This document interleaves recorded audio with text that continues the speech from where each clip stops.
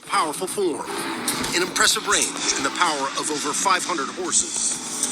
BMW. Well, For the first time horses ever, do the you got in ECHL, that the car? East Coast Hockey League, has a three-peat champion. And it's the team with the best name as well. And I'm surprised that those horses don't just run away.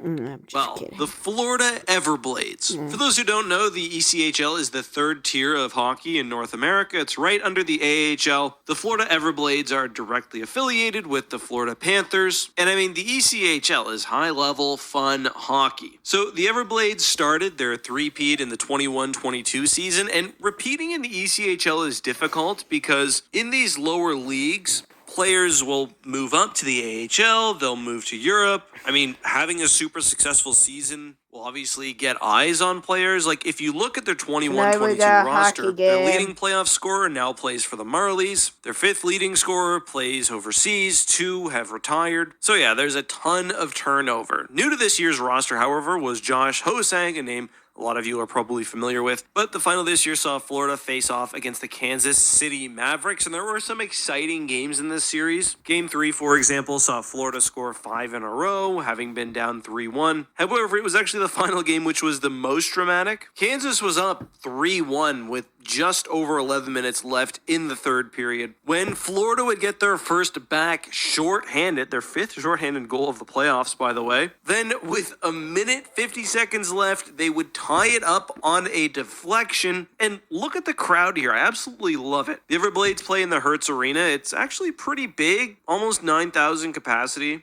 They're averaging about 6,500 fans for most of the season. Definitely a full barn on this night. Both goals, by the way, by Mark Sinden.